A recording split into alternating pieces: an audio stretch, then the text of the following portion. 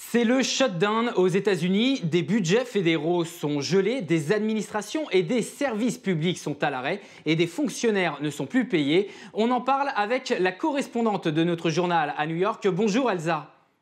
Bonjour Olivier. Le financement du mur voulu par Donald Trump à la frontière mexicaine est la grande raison de ce shutdown. Quelles sont les issues possibles ? Alors, pour l'instant, on n'en voit pas, il faut être assez clair là-dessus. Les négociations durent quasiment sans discontinuer depuis le 21 décembre, le début du shutdown, le 21 décembre. Pour mémoire, les termes du débat qui n'ont pas bougé en fait, depuis le 21 décembre, c'est que, en gros, Trump refuse de donner son feu vert à un budget fédéral qui ne finance pas la construction du mur, qui coûte presque 6 milliards de dollars, et les démocrates qui ont repris le contrôle de la Chambre en novembre dernier ne veulent pas en entendre parler. Donc on est vraiment dans une situation de blocage. Chaque jour, les partis négocient, chaque jour quasiment, il y a un clash. Hier, Trump est parti en claquant la porte en disant c'est une perte de temps totale de négocier avec ces gens-là. Donc voilà, on arrive à une situation qui évidemment suscite une certaine exaspération dans le pays et également chez les élus du Congrès. Ces derniers jours, on commence à voir pointer une petite rébellion chez les élus républicains. Il y a quelques élus républicains à la Chambre et au Sénat qui commencent à dire bon, ça commence à bien faire cette histoire, il faudrait qu'on trouve une solution. Mais pour l'instant, évidemment, ils sont pas suffisamment nombreux. Et pour passer outre la signature de Trump qui est nécessaire au vote du budget, il faudrait que ce budget soit voté aux 2/3, avec les 2/3 des voix du Sénat et de la Chambre. Donc pour l'instant, on en est loin.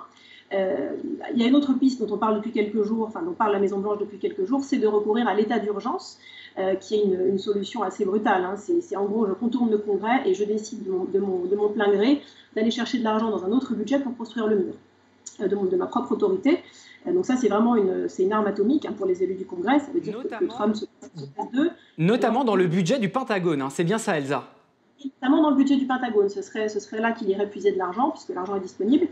Mais les élus du Congrès, notamment les démocrates, mais probablement une partie des républicains aussi, ont déjà annoncé qu'ils attaqueraient cette décision réglementaire du président s'il y recourait. Mais pour Trump, l'idée, c'est de dire j'ai tout tenté. C'est une promesse électorale, une grande promesse de ma campagne de 2016, le mur. Donc j'ai tout tenté, voilà. Face à cette situation politique, Donald Trump et les démocrates se sont rejetés la faute par argument interposé à la télévision. On les écoute. America proudly welcomes millions of lawful immigrants who enrich our society and contribute to our nation. But all Americans are hurt by uncontrolled illegal migration. The women and children at the border are not a security threat.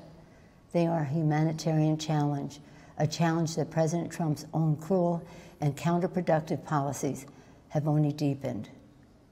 At the request of Democrats, it will be a steel barrier rather than a concrete wall. This barrier is absolutely critical to border security. We can secure our border without an ineffective, expensive wall, and we can welcome legal immigrants and refugees without compromising safety and security. The symbol of America should be the Statue of Liberty, not a 30-foot wall.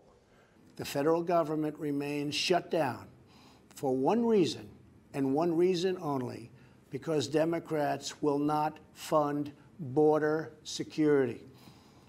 On the very first day of this Congress, House Democrats passed Senate Republican legislation to reopen government and fund smart, effective border security solutions. But the president is rejecting these bipartisan bills which would reopen government over his obsession with forcing American taxpayers to waste billions of dollars on an expensive and ineffective wall. On vient donc d'entendre Donald Trump et les démocrates se rejeter la faute à la télévision. Elsa, y aura-t-il très concrètement des gagnants et des perdants à l'issue de ce shutdown ? En tout cas, Trump n'est pas gagnant parce qu'on voit que le shutdown qui se prolonge commence à peser sur sa popularité. Il faut savoir que le projet de mur est assez impopulaire auprès des Américains, y compris auprès de ses propres supporters. Donc on ne voit pas très bien en fait qui pourrait être gagnant à ce shutdown.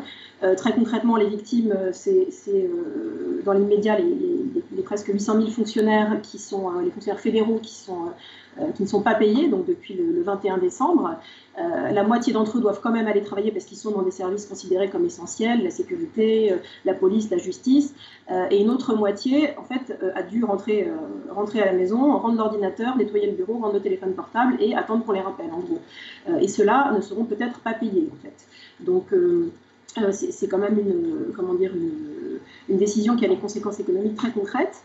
Pour les Américains, finalement, au quotidien, ça se sent pas vraiment parce qu'une grande partie des services publics en fait sont gérés au niveau local. Donc il y a des agences qui ont dû fermer, hein, comme par exemple l'agence de l'environnement, la météo. Il y a des régulateurs qui fonctionnent au ralenti, comme le gendarme boursier par exemple, qui travaille qu'avec 6% de ses effectifs. Les cours de justice aussi travaillent au ralenti, notamment les cours d'immigration, hein, ce qui est assez ironique parce que du coup ça ralentit les procédures d'expulsion et de régularisation des immigrés. Donc la question, ça va être évidemment l'impact de tous ces effets sur l'économie américaine, qui est une économie qui dépend beaucoup de la consommation des ménages. Donc près d'1 million de personnes qui ne peuvent pas consommer pendant 3 semaines, évidemment, ça va finir par se ressentir. Même si on sait que certains fonctionnaires fédéraux, en fait, se font porter pâle au bureau, même ceux qui doivent venir travailler, et en fait cherchent des petits jobs à côté pour compenser l'absence de rémunération. C'est le cas notamment des employés de sécurité dans les aéroports. On sait qu'il y a 150 personnes à l'aéroport JFK qui ont cessé de venir travailler au bout d'une semaine, alors qu'ils sont censés venir faire les contrôles de sécurité pour essayer de trouver des petits jobs et gagner un peu d'argent pendant les fêtes. Des impacts donc très directs et très concrets sur l'économie, Elsa, et également des inquiétudes sur la dette, la signature américaine des États-Unis, donc sur les marchés financiers.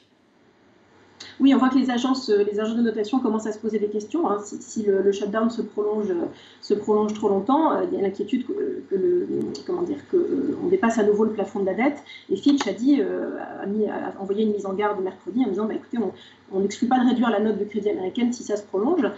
Pour mémoire, en 2013, les agences Standard & Poor's et Moody's avaient estimé que le shutdown qui avait duré 16 jours, donc moins que le shutdown actuel, avait privé l'économie de 24 milliards de dollars et de 0,6% de PIB au dernier trimestre de l'année.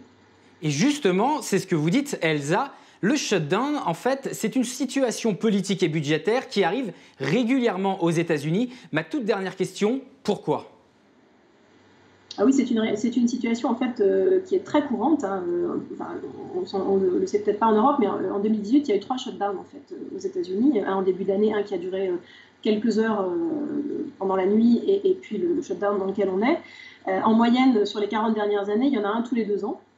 Tous les présidents américains ont eu au moins un gros shutdown, même si la plupart des shutdowns ne durent que quelques jours. C'est lié en fait un peu au fonctionnement des institutions américaines, dans lesquelles le poids du Congrès en fait est beaucoup plus important qu'en France par exemple, et l'exécutif n'a pas vraiment les moyens de contourner le Congrès, même si là on a le sentiment que c'est Trump qui provoque le shutdown. De fait, il ne peut pas passer outre la Chambre des représentants qui est contrôlée par les démocrates. Donc pour mémoire, sous Reagan, on a eu 8 shutdowns pour toutes sortes de raisons, les prestations sociales, la lutte contre la criminalité, l'aide internationale. Le plus long shutdown, c'était sous Clinton, 21 jours. Donc un record qu'on va peut-être battre cette semaine si le shutdown va au-delà de samedi. Obama en a eu un aussi de 16 jours donc sur Obamacare en 2013. C'est vrai que vu d'Europe, c'est très étonnant parce qu'on a l'impression que c'est un outil de négociation, en fait, la fermeture des services fédéraux. Mais il faut comprendre que, vu des États-Unis, en fait, les services fédéraux, le gouvernement fédéral est un peu vu comme une entité subsidiaire, en fait. Ce qui compte pour les Américains au quotidien, c'est vraiment les États. Les services publics financés par les États, les transports, les écoles, etc., sont financés au niveau local. Et le gouvernement fédéral, en fait, est vu comme une entité un peu technocratique, comme les Européens voient Bruxelles, en fait. Hein. On s'en méfie. On a l'impression que finalement frapper le gouvernement fédéral, c'est pas vraiment frapper la collectivité, c'est pas vraiment finalement frapper le quotidien des Américains. Et donc c'est quelque chose de pas si douloureux que ça finalement. On part du principe que les gens n'ont pas vraiment besoin du gouvernement fédéral. C'est ce qui fait que finalement pour les élus du Congrès, qui sont par ailleurs eux pas concernés par le shutdown puisqu'ils continuent à être payés, c'est probablement pas si grave que ça le sera évidemment en Europe. Merci Elsa d'avoir été avec nous. Je rappelle, vous êtes la correspondante de notre journal à New York. Quant à vous, merci de nous avoir suivis. Suivez toute l'actualité sur notre site internet leséchos.fr.